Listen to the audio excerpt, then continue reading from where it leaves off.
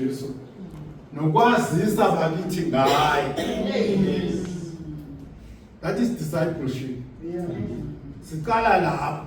Akusindaba kamfundisi ukuthi ayenza ama-outreach, ashumayela abantu, ayomisa ithende kuphela uphathenzi kusebenza. Akusiyi discipleship leyo. I-one-on-one noma two. Angazi one-on-one bathi seyisi 5,000.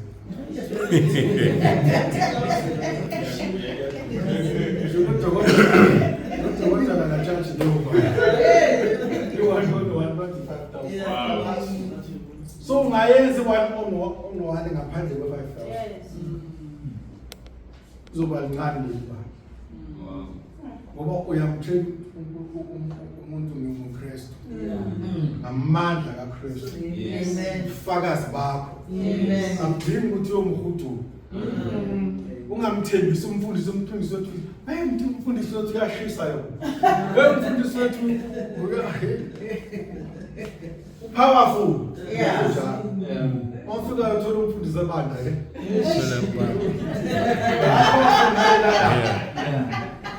Lelanga wena umbona ngalo baka powerful bakazapheli. Sengilanda umuntu ngithi umfundisi wethu powerful. Athole ungasaphuphana. Ngokufanele ukuthi wena ube powerful kuye. Ake siyakulandela yena. Manje ake ngiyobona. Ukuthi usubaphi lo. Discipleship isho lo. Ukuthi akusindaba kamfundisi ukuthola. Asiphumeni. Yilokho enikwenzayo. Reach out. Asibalandeli. Ngoba le ndaba akusiyo yakho. Uma ungayibhodla. Ngathi mase sifunda sisesikolweni. Nakunendaba ukuthi chapter engi-understandayo angiyi ku-study group. Okay. Ngoba mina ngiyayizwa lena. Manje ugcina singilanga sengiyayifeyila le chapter engiyayifunda. Ovela imfihlakalo ukuthi if you do not share, angeke uNkulunkulu akwandisele. Uma ulapha ushare lokho onakho, uNkulunkulu uyanezezela. Mafunda ukuhlakanipha ukuthi sharing is caring. Ukuthi nami lokho engikwaziyo angikhaze, angibasi khona ongezwa uthisha uzozwa mina. Amen. Abe siyasizakala. uNkulunkulu uyakusiza. Uyakunezelela. Ngoba imfihlakalo leyo ngithanda i-group study ukuthi lapho mangifika ngizokhuluma lokho engikwazi. Makukhuluma kungena kakhulu. Ungena ngambobo zonke. Manje ukushare kuyilokho ukuthi kuyinkonzo akudingi ukuthi uyomisa amathende bathi izinemezele ngoba asibalandeni sibathole in their comfort zone. Uyosala ngenalo ukuthula yokulandela. uNkulunkulu uyajabula. Discipleship. Discipleship akusi ukufunda. Ngizobathi sewuqedile umntwana ukufunda. Inkulumo yasemhlabeni. Qedile ukufunda. Ukufunda akuqedwa. Kakhulukazi la kuBhayibheli izwi lenkosi asiqedi ukufunda. Discipleship is a lifelong learning. Ukufunda impilo yakho yonke. Awubi qualified ukuthi sekule level. I-discipleship ayina standard. Kungako ungena wonke umuntu ugogo u-expired njengami sengiseduze ngizothi 70 masinyana. Uthi uNkulunkulu uyangiphilisa. Angifani nalo abantu uzobathi ngiseve affairs. Ungibusise ngayo ukuthi awukwazi ukuthi uphethwe yini. Angikwazi. angikwazi ukuthi ngiyipension ngisasa phuma yabonga baba mathululo sathi nani ngisasa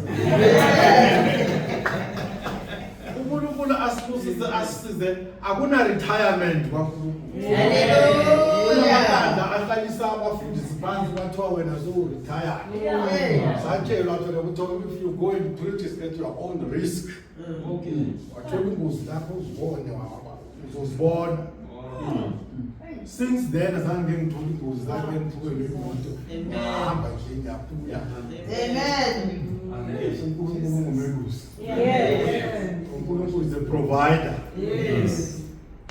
ngoba senza konke ngokukholwa hayi ngezinto eziphathekayo emabandleni sibheka ibalance ukuthi kunamali bashaya izandla bathi ina 500,000 bashaya izandla the 500,000 ibalance any collector wonke lomnyaka kodwa next year ngoJanuary bathe bazalana kunamali asinikele asithathise the 500,000 isebenzeni azange izi outreach ayizange isize mali wonke umuntu uhambe ngokuzinikela bajabulela ibalance ukuthi kunemali engaka sonto lethu kunemali eningi enalakhi lesonto liphakamisa iplan every year singaqala siyakha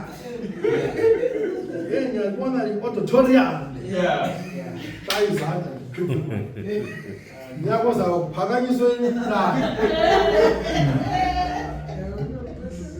kanti imali yebandla is there to reach out is there uhambela abantu abahluphekile abanezidingo ezihlukahlukene imali yebandla is for the welfare of the community hallelujah abantu sezinalesi sifo ukugula ngazi ukuthi idemoni ukuthi bathi i-ownership syndrome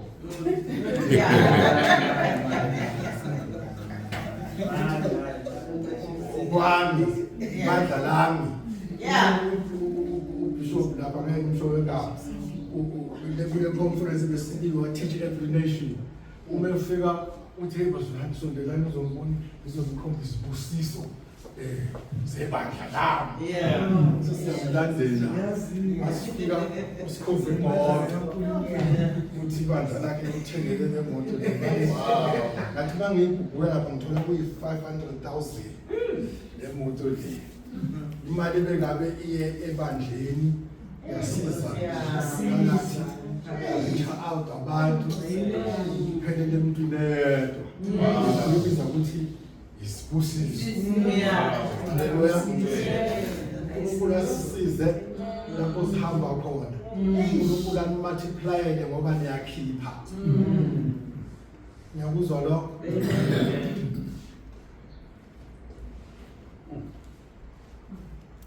ukuba umfundi for you teaching and learning has never come to an end. Angeke kufike lapho ugcina khona.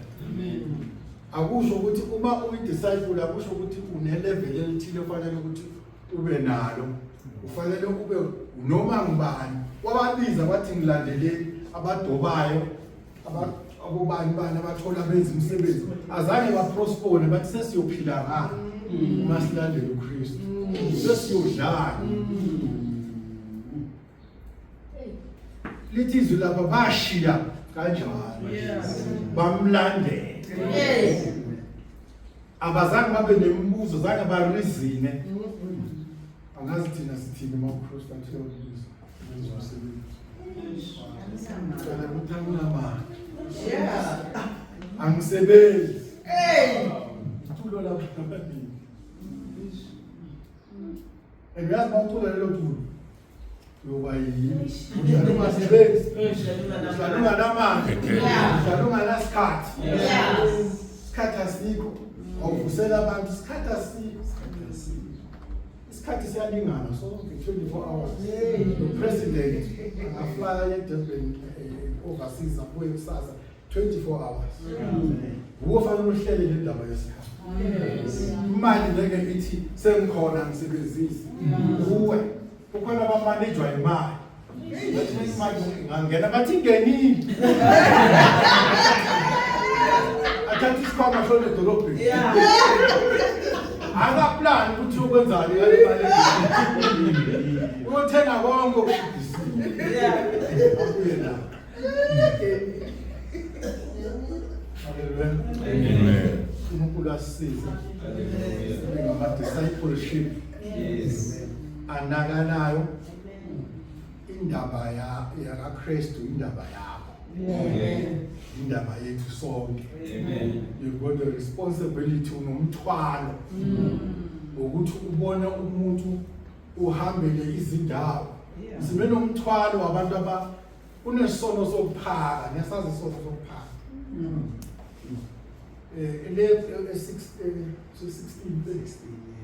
Sasithi uma sicala lapha enkonzweni bathi kunalaba emasonto ama-food parcels. Yazazi ama-food parcels. Ayisifo ama-food parcels. Hambisana nedimoni. Mhlawumbe kuyilanga lama-food parcels. Akuhambeke. Inkonzo ivuselele ukuba kwaze kuma-food parcels. Base kuba khona ke uNkulunkulu asisiza ukuthi aqalwe le ndaba ukuthi asifundise abantu bayilimele. Kanti sithole emva kwenye. Ungabini ukuthi ngiphevile anginandawo yokutshala. Sithi hamba ulanda umhlabathi uzothela la utshale khona. eMozambique Maputo ngesikhathi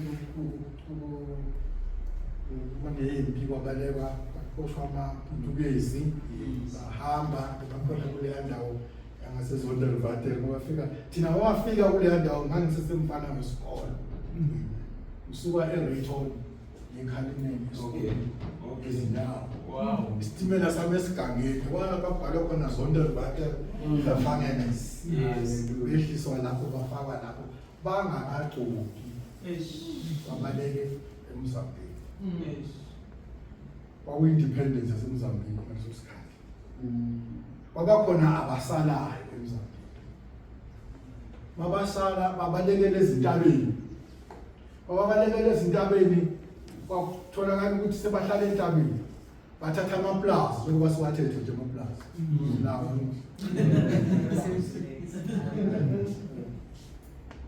Bathatha amaplaza indlala yafika